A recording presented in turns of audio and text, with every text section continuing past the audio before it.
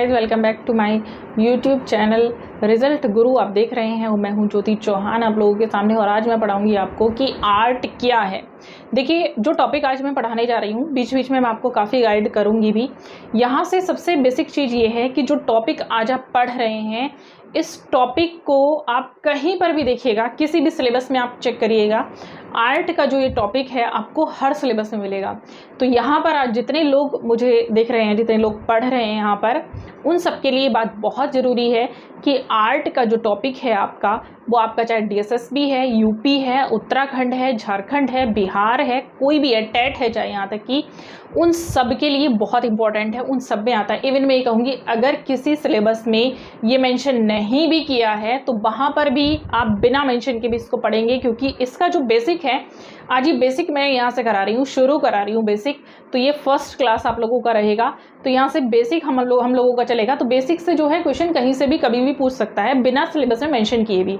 तो आपको पूरा ध्यान रखना है इस चीज़ का कि कला की उत्पत्ति कहाँ से हुई थी, कला का। तो आज मैं कुछ आपको दो चीज़ें पढ़ाऊंगी, एक तो कला का अर्थ में पढ़ाऊंगी, दूसरा मैं पढ़ाऊंगी कला की परिभाषा क्या है। तो जो कला का अर्थ है और कला की परिभाषा, उसके बाद नेक्स्ट क्लास में हम लोग जो कंटिन्यू करने वाले हैं वो हम लोग करेंगे कला का वर्गीकरण, मतलब आपका जो कला को कितने भागों में बांटा गया है, कला की डिवाइडेशन क्या है। तो उसके आधार पर हम लोग चर्चा करेंगे, क्योंकि आज के समय में कला का जो डिवाइडेशन है वो भी अलग हो चुका है। पुराने के ज़माने की जो चीज़ें थी उनको थ्रो आउट करिएगा। तो सबसे पहले मैं पढ़ाने जा रही हूँ कला का अर्थ क्या है। तो चलो लिखते हैं कला। तो हिंदी में हमने कला लिखा, इंग्लिश में आर्ट लिखा। शुरुआत यहीं से हो जाती है, कला क्या है इस शब्द की। तो शुरुआत कला का अगर हम कहें, वैसे तो इस शब्द की खोज कर पाना या फिर ये कहाँ से शुरुआत हुई, इस शब्द को बता पाना आज तक बड़ा मुश्किल काम रहा है। अभी भी मैं कहूँ कि लोग इसके बारे में बता सकते हैं, विद्वान इसके बारे में बता सकते हैं, तो उनके लिए आज भी एक बड़ा काम है। लेकिन कुछ ग्रंथों के आधार पर, विद्वानों के आधार पर, प्रामाणिकता के आधार पर हम कुछ कह सकते हैं, पौराणिक ग्रंथों के आधार पर हम लोग कह सकते हैं कि कला जो है वो मनुष्य की उत्पत्ति के साथ साथ ही शुरू हुई है। कैसे शुरू हुई है, सबसे पहले इसका अर्थ जानेंगे, कला क्या है। तो देखिएगा, कला को जैसे जनरली हम लोग बोलते हैं कि कला क्या है, एक चित्र बनाना है, मूर्ति बनाना है, सिर्फ इतना हम जानते हैं। एक स्केच बनाना है, ड्राइंग बनाना है, जनरली लोग अभी तक इतना ही जानते थे कि कला क्या है, सिर्फ इतना ही है। लेकिन कला की अगर हम बात करें कि कला क्या है, तो कला आसान नहीं है, कला छोटा शब्द नहीं है। कला एक ऐसा शब्द है जो पूरे संसार में व्याप्त है, पूरे संसार में फैला है, संसार की हर वस्तु में फैला है, हर किसी चीज़ में फैला है। जैसे कि अगर हम बात करें, हम कुछ भी कार्य कर रहे हैं, मान लिया मैं यहाँ पर खड़े होकर आपको पढ़ा रही हूँ, तो ये भी एक कला है। एक अगर कोई भी नागरिक अगर स्पीच दे रहा है, भाषण दे रहा है, तो वो भी एक कला है। किसी भी कार्य को करने का जो तरीका है वो कला कहलाता है। ठीक, कार्य सब करते हैं लेकिन सबका तरीका अलग अलग होता है। तो जो वही तरीका है सबका अलग अलग कार्य करने का, वही क्या है, कला कहलाती है। आप देखते हैं, हम एक संगीतकार को भी क्या कहते हैं, कलाकार कहते हैं। एक नाटककार को भी क्या कहते हैं, कलाकार कहते हैं। तो हर वह व्यक्ति जो अपने काम में अच्छे से माहिर है, या अपने काम में बिल्कुल जिसको एक्सपीरियंस है, या अपने काम में माहिर है, उसको हम कहेंगे कलाकार। निखरा हुआ उसको हम क्या कहेंगे, कलाकार। ठीक है, तो यहाँ तक कि मैं अगर पढ़ा रही हूँ तो मैं टीचर हूँ, तो मैं भी एक प्रकार से कलाकार हूँ, किस में, पढ़ाने में। ठीक, चलिए शुरू करते हैं। सबसे पहले हम बात करते हैं कला के अर्थ को लेकर। तो कला संस्कृत भाषा का शब्द है। कला कहाँ से आया है, संस्कृत भाषा का। वैसे तो अगर हम बात करें तो हमारी जो जितनी भी चीजें हैं भारत में, उनमें ज्यादातर जो शब्द आए हैं वो इंग्लिश के लैटिन भाषा से शब्द आए हैं। ठीक, लेकिन यहाँ से सबसे पहले हम बात करते हैं तो कला जो है वो संस्कृत भाषा का शब्द है। किसका शब्द है, संस्कृत भाषा का। अब कला का संस्कृत भाषा से काफी पुराना और गहन संबंध है। कैसे है वो हम धीरे धीरे पढ़ेंगे, स्टेप बाय स्टेप। जैसे जैसे हम आगे बढ़ते जाएंगे वैसे वैसे आपको पता चलता जाएगा कि कला का आखिर संबंध संस्कृत से कैसे है, कैसे संस्कृत से जुड़ी हुई है। तो लिखेंगे, कला शब्द की उत्पत्ति कल धातु से हुई है। कला शब्द की उत्पत्ति कल, कल जो शब्द है वो संस्कृत का है। किसका है, संस्कृत का है, क्योंकि अभी हमने ऊपर बात की है संस्कृत भाषा का शब्द, संस्कृत भाषा के शब्द से इसकी उत्पत्ति मानी जाती है। लिखेंगे आगे, जिसका अर्थ है सुंदर, मधुर, जिसका अर्थ सुंदर, मधुर, कोमल। अर्थ को ध्यान देंगे आप, मैं क्या लिखवा रही हूं। कल मैंने शब्द बोला था, ये जो मैंने नीचे लगाया इसको हलंत बोलते हैं, संस्कृत में बोलते हैं। संस्कृत नहीं पढ़नी है अभी, सिर्फ उतना पढ़ना है जितना कि आपकी आर्ट से इसका कनेक्शन है, ठीक। पूरा नहीं पढ़ाऊंगी संस्कृत, टेंशन मत लीजिए, मुझे भी नहीं आती है। आगे देखेंगे इसमें, या फिर हम ये कह सकते हैं कि सुख लाने वाला। अब यहां से बहुत सारी चीजें मैं जोड़ने वाली हूं।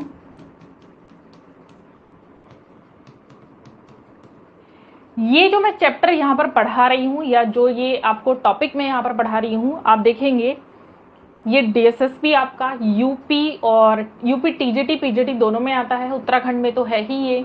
डीएसएसपी मैंने बताया झारखंड है, राजस्थान है, हरियाणा है, कुछ भी कोई भी आपका स्टेट एग्जाम है, यूजीसी है, कोई भी है आपका ऑल ओवर इंडिया या इंडिया के बाहर अगर कोई एग्जाम हो रहा है तो मैं मानती हूँ इसको जरूर पूछा जाएगा, ठीक। लेकिन अभी हम भारत की बात कर रहे हैं तो भारतीय कला में सबसे पहले कला क्या है वो आएगा। अगर आपके सिलेबस में नहीं दिया हुआ है, ये टॉपिक नहीं दिया तो समझ लीजिएगा, नहीं देने का मतलब ये नहीं कि आएगा नहीं, नहीं देने का मतलब ये है कि ये आएगा ही, ठीक। क्योंकि इसको देने की जरूरत नहीं होती है। जब भी हम कोई चीज पढ़ते हैं तो सबसे पहले उसके अर्थ और परिभाषा से शुरुआत करते हैं, भले ही उस सिलेबस में लिखा हो या नहीं लिखा हो अर्थ और परिभाषा के बारे में, ठीक है। यहां से 1 नंबर का क्वेश्चन पक्का होता है, 1 नंबर का क्वेश्चन आता है जो ये अर्थ और परिभाषा में लिखवा रही हूं। तो मैंने बोला था अर्थ पर ध्यान देंगे। अभी जैसे कि मैंने बताया कि किसी भी काम को करने के का जो तरीका होता है वो हर किसी का अलग अलग होता है, और वही तरीका क्या कहलाता है, कला कहलाता है। तो वो तरीके क्या क्या हो सकते हैं, जैसे इसके अर्थ से हमने निकाला सुंदर, किसी भी चीज को सुंदर बनाना, मधुर बनाना, कोमल, या फिर हम ये कह सकते हैं कि वो सुख देने वाली है। जब काम अच्छा होगा तो सुखी तो आप अपने आप हो जाएंगे, वो आपको अच्छा लगेगा, कोमल लगेगा, सुंदर लगेगा, और आपके मन को खुशी होगी, और उसी से क्या है हम रस से जोड़ेंगे, आपके अंदर जो है रस की उत्पत्ति होगी, तो वो एक बहुत बड़ा सिद्धांत आगे बन जाएगा, उसको हम आगे जोड़ेंगे यहीं से, ठीक है। तो यहाँ पर एक चीज आपकी आगे आने वाले जो टॉपिक्स रहेंगे उनमें मैं जोड़ने वाली हूँ। फिलहाल आगे लिखेंगे यहाँ से, कुछ विद्वान इसकी जो उत्पत्ति है वो कड से मानते हैं, ये भी एग्जाम में आया हुआ है, ठीक है। कुछ विद्वान कड से उत्पत्ति मानते हैं। अब ये शब्द क्या है वो भी लिखवाऊंगी मैंने, यहाँ से थोड़ा सा आपको सस्पेंस छोड़ दिया है। उत्पत्ति मानते हैं, ठीक है, कड से उत्पत्ति मानते हैं। कड क्या है उसको भी लिखेंगे। कड एक प्रकार की धातु है, तो यहां पर कड धातु से इसकी उत्पत्ति मानी जाती है, ठीक है। जिसका अर्थ क्या है,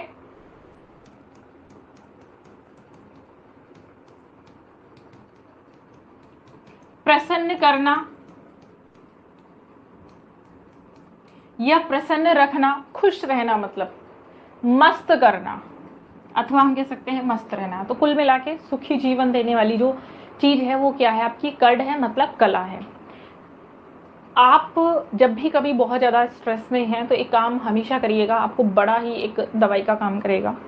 जब भी आपको लग रहा है कि दिमाग काम नहीं कर रहा है, आप बहुत स्ट्रेस में हैं, तो आप म्यूजिक सुनते हैं, आपकी पसंद का आप डिजाइन बनाइए, पसंद का आप पिक्चर्स बनाइए, जो भी है आप आर्ट में जो करेंगे तो वो आपको बड़ा स्ट्रेस से एकदम हटाएगा और बहुत ही अच्छे से आपको मन को प्रसन्न करेगा। तो ये जो कहने का अर्थ है यहाँ पर वो उसी चीज से लिया गया है। बहुत सारे लोगों ने कहा भी, आजकल आप देखेंगे बहुत सारे विद्वानों ने कहा भी है कि कला जो है थेरेपी का काम करती है। तो कला यहाँ पर वही अर्थ प्रदान कर रही है कि कला एक थेरेपी का काम करती है, ठीक है। आगे देखेंगे इसमें अनुसार अगर हम बात करें तो अलग अलग तरह से, अलग अलग प्रकार से इसके जो अर्थ हैं वो विद्वानों ने बताए हैं। फिलहाल हमें इतना ही चलना है क्योंकि इतने ही यहाँ से इसका क्वेश्चन आया है अभी तक, चाहे वो कोई भी एग्जाम हो, आपका केवीएस है, एनवीएस है, कोई भी एग्जाम है ऑल ओवर इंडिया, यहीं से 1 नंबर का क्वेश्चन आपका पक्का है, ठीक है। सेकंड में यहाँ से चलेंगे, ये तो मुझे लिखाने की जरूरत नहीं है कि कला को अंग्रेजी में आर्ट कहते हैं, ठीक है।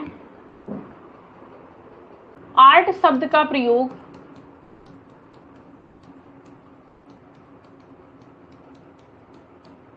आर्ट शब्द का प्रयोग 13वीं शताब्दी में हुआ था।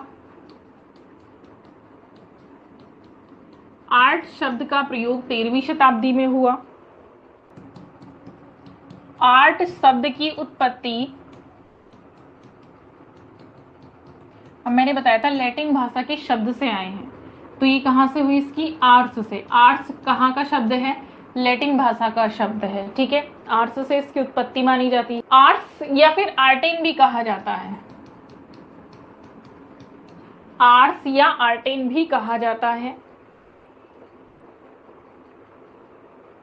आर्ट को ग्रीक भाषा में, आर्ट को ग्रीक भाषा में, आर्ट को ग्रीक भाषा में TEXVN, ठीक, टेक्सविन, या फिर हम ये कह सकते हैं देखने इसको कहा जाता है। ये टेक्निक से आया है, देखने ग्रीक भाषा का शब्द है तो इसको देखने कहते हैं, यानी तकनीक इसको कहा गया है, क्योंकि वहां पर जो कला का इस्तेमाल है वो टेक्निकली होता है, ठीक। लिखेंगे आगे।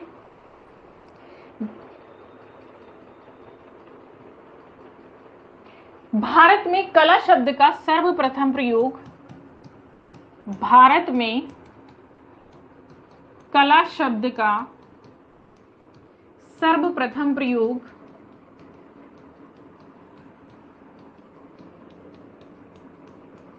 ऋग्वेद में मिलता है।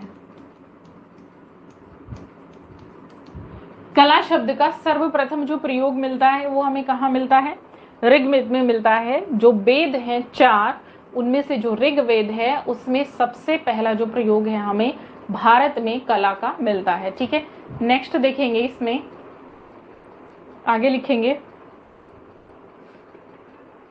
इसको लिख लीजिएगा फिर मैं आगे लिखा देती हूँ। कला शब्द का यथार्थवादी व प्रमाणिक प्रयोग,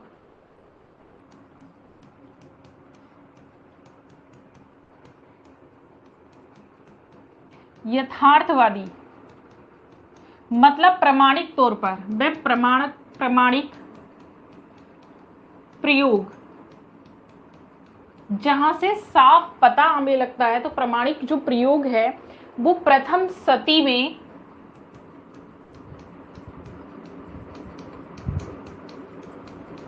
प्रथम सदी में सर्वप्रथम भरत मुनि के नाट्य शास्त्र में मिलता है। सर्वप्रथम भरत मुनि के नाट्य शास्त्र में मिलता है। कहाँ मिलता है, भरत मुनि के नाट्य शास्त्र में मिलता है। नाट्य शास्त्र प्रथम शती ईस्वी की रचना है, ठीक है। किसकी रचना है, प्रथम शती की रचना है। अब देखिएगा, यहां से हमें कला का प्रमाणिक प्रयोग प्राप्त होता है, प्रमाणिक प्रमाण इसका मिलता है, ठीक है। लिखेंगे आगे। देखिए, कला को अगर हम बात करें तो अलग अलग ग्रंथों में अलग अलग प्रकार से नाम दिया गया है। जैसे कुछ ग्रंथों की बात करें तो हस्त कौशल नाम दिया गया है, शिल्प कौशल नाम दिया गया है, तो अलग अलग अर्थ इसके निकाले गए हैं कला के आधार पर, अपने अपने ग्रंथों के आधार पर, क्योंकि हर किसी की सोच अलग होती है। हर कोई राइटर अपना एक अलग लेख लिखता है, अपने विचारों को प्रदर्शित करता है। उन्हीं विचारों को प्रदर्शित करते हुए यहाँ पर कला को अलग अलग तरीके से सभी विद्वानों ने प्रस्तुत किया है, ठीक है। आगे लिखेंगे, लेकिन मैं आपको वहां से लिखवा रही हूँ जहां से एग्जाम में आता है। लिखेंगे,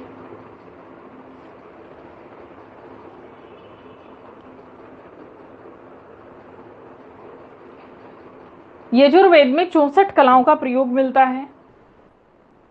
ऐसे लिखेंगे, 64 कलाओं का सर्वप्रथम प्रयोग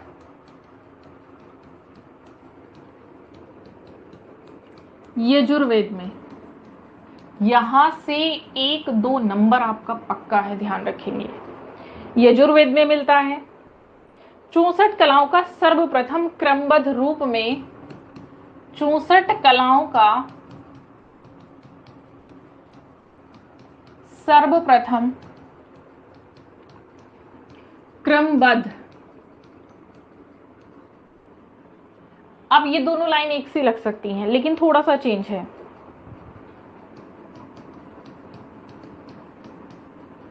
क्रमबद्ध रूप से जो वर्णन हमें मिलता है वो कामसूत्र की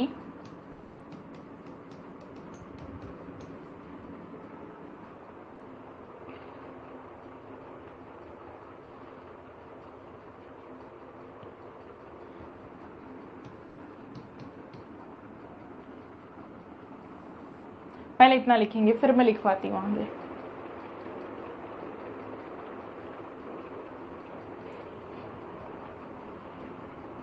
दो चीजें ध्यान रखनी है, मैंने ऊपर लाइन लिखवाई हुई है 64 कलाओं का सर्वप्रथम प्रयोग। ठीक, अगर हम बात करें खाली 64 कलाओं की मैं बात कर रही हूं तो 64 कलाओं का सर्वप्रथम जो प्रयोग है वो हमें यजुर्वेद में मिलता है। ठीक है, सिर्फ अभी 64 कलाओं की बात की है और कुछ नहीं बात की है। सेकेंड नंबर पे मैं अगर बात करूं 64 कलाओं का सर्वप्रथम क्रमबद्ध एक अध्ययन, मतलब स्टेप बाय स्टेप जो अध्ययन हमें मिलता है वो कामसूत्र में मिलता है। ठीक है, मतलब अगर क्वेश्चन आपको आता है कि क्रमबद्ध अध्ययन कहाँ से मिलता है, क्रमबद्ध वर्णन कहाँ से मिलता है, तब कामसूत्र करेंगे। क्रमबद्ध नहीं लिखा है यजुर्वेद करेंगे। ठीक है, क्लियर है। अब आगे लिखेंगे क्योंकि आगे भी मैं एक चीज लिखाने वाली हूं। आगे लिखेंगे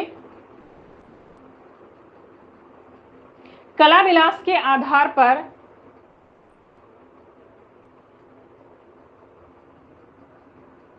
क्योंकि कला विलास में भी 64 कलाएं हैं तो कला विलास के आधार पर देखेंगे। कला विलास किसकी पुस्तक है, पहले तो लिखेंगे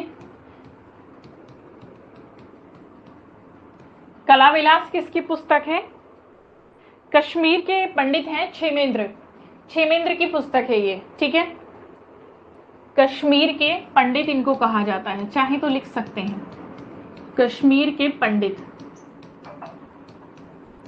क्षेमेंद्र की पुस्तक में कला विलास का वर्णन मिलता है। कला विलास के आधार पर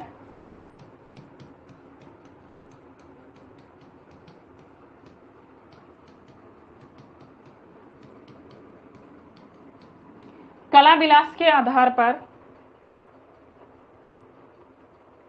64 कलाएं हैं।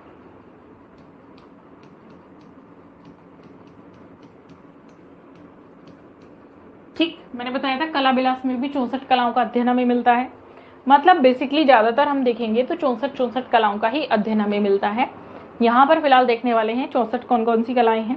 तो 64 जो कलाएं मानी गई है, जैसे 64 हैं जन उपयोगी जो मनुष्य के द्वारा यूज की जाती हैं। ठीक है, 64 जो कलाएं हैं यहाँ पर वो है सुनारों की, जिनका उपयोग सुनार करते हैं।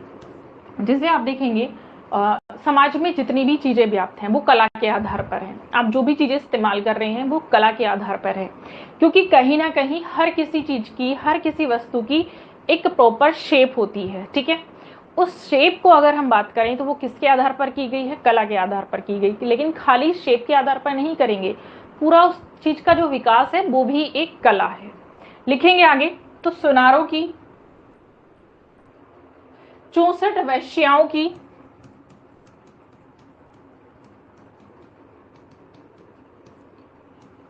64 वैश्याओं की 10 भेषज की, ऊपर लिखा देते हैं बाकी का। ठीक है, 10 भेषज की कायस्थों की कला,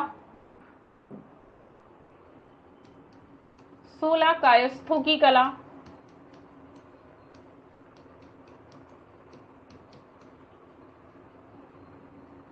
100 सार कलाएं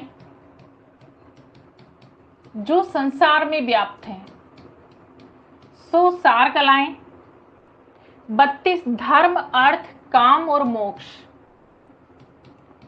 धर्म अर्थ काम मोक्ष, इसमें सारी कलाएं लगभग आ जाती हैं। ठीक, ये आपको जनरली पढ़ाया गया होगा शुरू से लेकर अब तक, आप ये पढ़ते आ रहे हैं। धर्म अर्थ काम मोक्ष, मनुष्य के क्या कार्य हैं, धर्म अर्थ काम और मोक्ष। ठीक है, नेक्स्ट है 32 मात्सर्य शील प्रभाव, 32 की कलाएं हैं इसमें, मात्सर्य शील प्रभाव मान की कलाएं,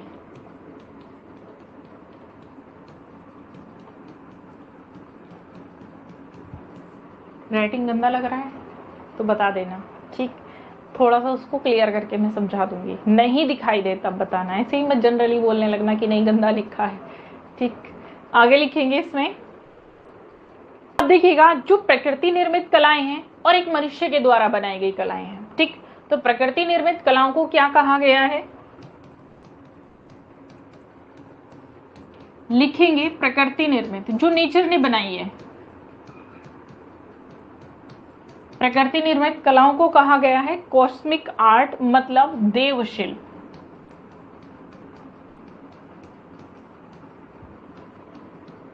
कॉस्मिक आर्ट।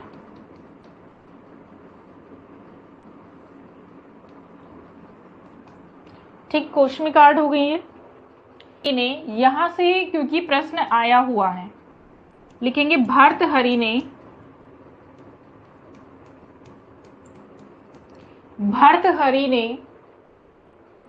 अपने नीति शतक ग्रंथ में लिखा है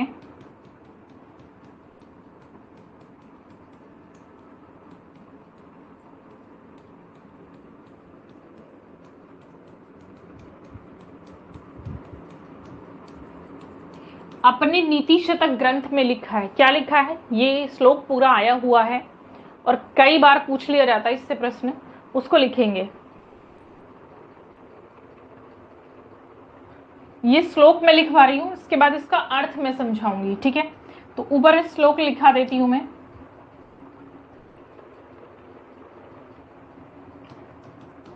साहित्य संगीत कला विहीन, साहित्य संगीत कला विहीन साक्षात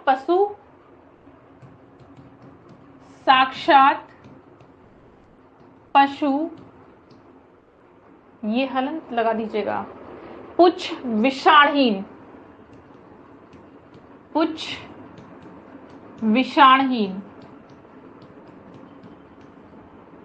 ठीक है? और ये इसका अर्थ मैं समझा देती हूं आपको।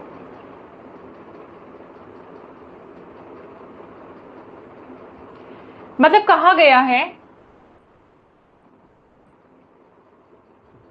कि भारतीय ग्रंथों में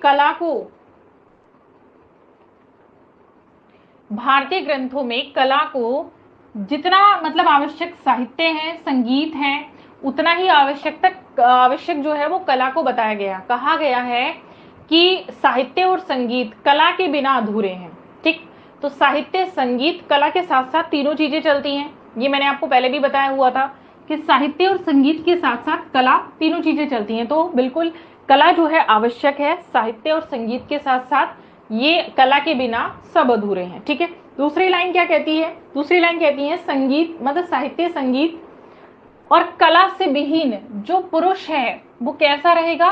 बिल्कुल जैसे कि जो पशु है वो बिना पूंछ के और बिना सींग के होता है, बिल्कुल वैसे ही मानव को बताया गया है कि मानव जो है कला के, साहित्य के और संगीत के बिना बिल्कुल वैसे ही रहेगा, ठीक है?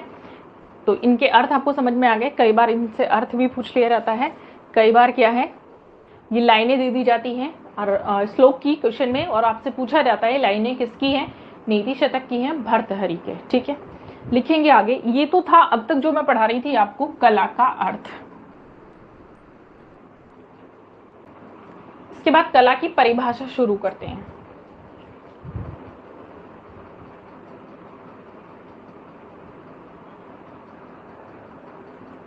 इसको रिमूव करेंगे, मैं कला की परिभाषा लिख लेंगे।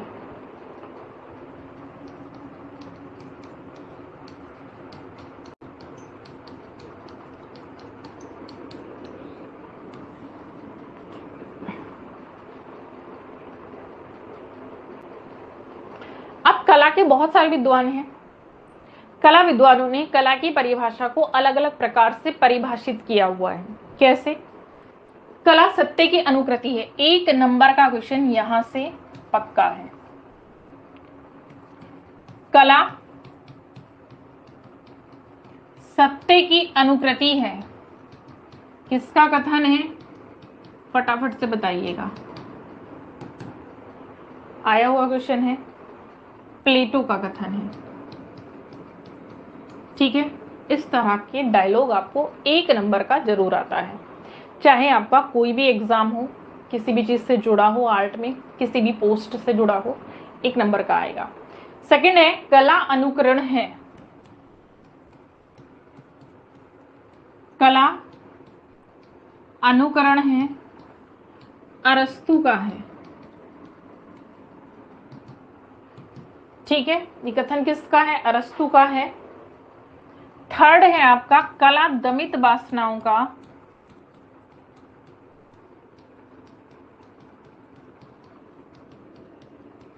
उभरा हुआ रूप है।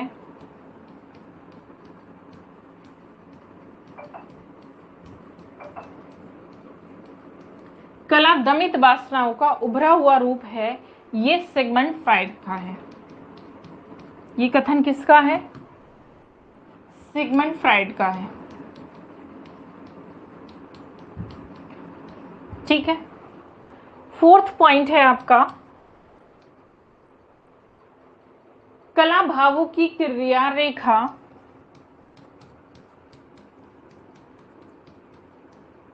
कला भावों की क्रिया रेखा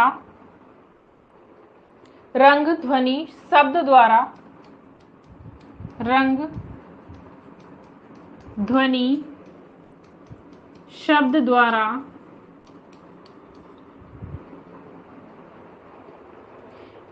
इस प्रकार अभिव्यक्त करना है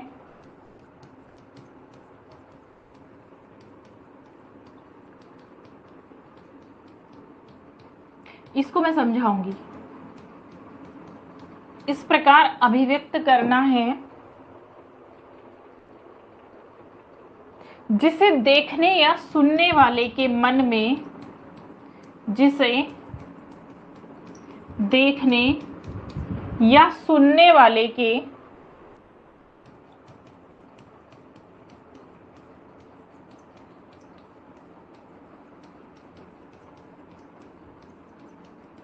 वही भाव आए। ये टॉल्स्टॉय का है। ये कथन किसका है? टॉल्स्टॉय का। नीचे दिखाई भी नहीं दे रहा होगा, थोड़ा सा प्रॉब्लम हो सकती है, बट मैं समझा रही हूँ। समझाना बहुत इंपॉर्टेंट है लिखने से ज्यादा। ठीक है, चलिए, जैसे अभी हम पढ़ रहे थे सिर्फ कि कला क्या है, अर्थ तक सीमित थे हम। मैंने आपको परिभाषा बिल्कुल नहीं बताई थी, परिभाषा सुनिएगा। अलग अलग जितने भी दार्शनिक हैं, जितने भी विद्वान हैं, उन्होंने अलग अलग परिभाषाएं प्रस्तुत की हैं। यहाँ पर मैं जब बात कर रही हूँ टॉल्स्टॉय की, तो टॉल्स्टॉय की ही नहीं, मैं एक यहाँ पर आपको पहले परिभाषा बता देती हूँ, एक समझा देती हूँ पहले। जब भी कलाकार किसी भी चित्र की रचना करता है, किसी भी शिल्प की रचना करता है, तो उसके अंदर वो भाव होता है। मान लिया उसने किसी दृश्य को देखा, जैसे कि उसने नेचर के दृश्यों को देखा, उसको बड़ा अच्छा लगा, उसको लगा कि मुझे इसको बनाना चाहिए। उसकी जो इमेज थी वो उसके माइंड में सेट हो जाती है, उसने वो बनाया, उसके कलर उसके माइंड में सेट हो जाते हैं, उसने बनाया।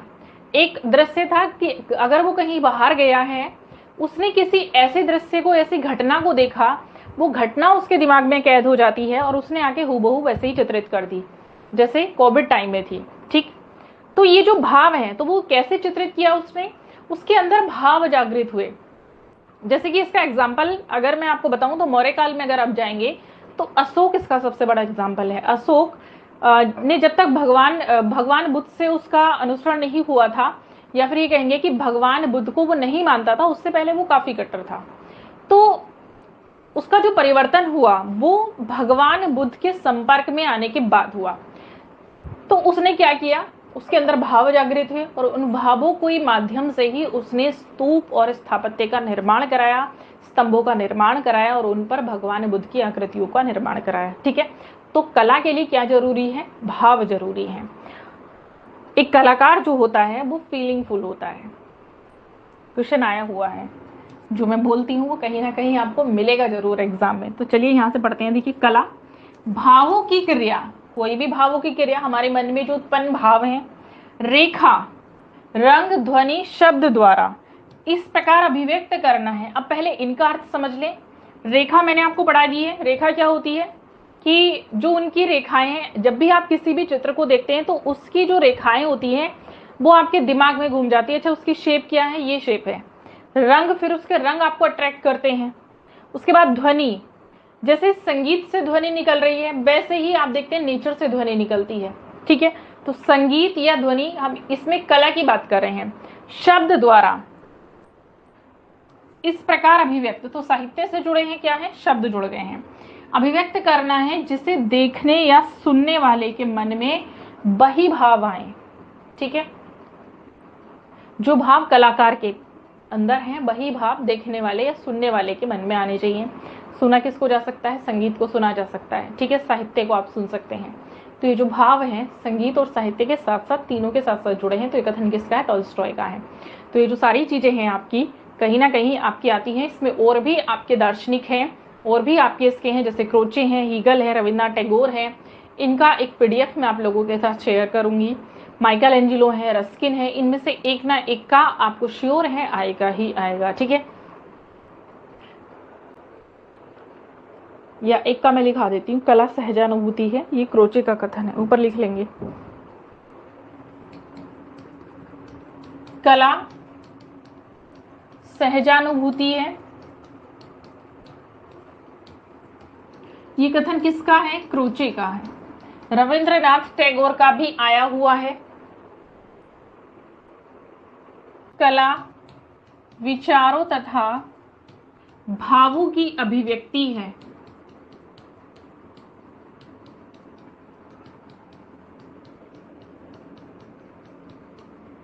ये रस्किन बॉन्ड का है।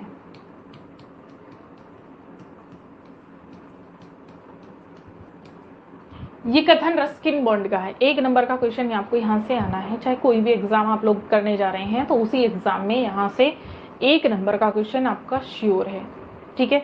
तो ये चैप्टर आप जान सकते हैं आपके लिए कितना इंपॉर्टेंट है। ये तो था आज का जो आपकी कला का अर्थ है, कला की परिभाषा है, वो हम लोगों ने पढ़ा था। कला का जो वर्गीकरण है, डिवाइडेशन है, वो कैसे और किसके आधार पर होगा, क्योंकि यहाँ पर आप देखेंगे बहुत सारी चीज़ें आपको देखने के मिलेंगी। जैसे आधुनिक सिलेबस में आप देख सकते हैं आज का जो सिलेबस है हर किसी एग्जाम में चेंज हुआ। बेसिकली मैं कहूँगी DSSP वालों का, तो DSSP वालों ने जो सिलेबस फॉलो किया है वो हरियाणा को फॉलो किया है, और हरियाणा वालों ने राजस्थान को फॉलो किया है। तो जो सिलेबस में ग्राफिक और आप देखेंगे बहुत ज़्यादा एडवर्टाइजिंग को दिया हुआ है, वो बेसिकली आज की नीड है। तो ये सारी जो चीज़ें हैं ये कैसे आई, जैसे कि अभी मैंने कुछ अर्थ में आपको बताया, कुछ परिभाषा में मैंने आपको बताया था। तो ये जो चीज़ें हैं आगे आपको पता चलेंगी।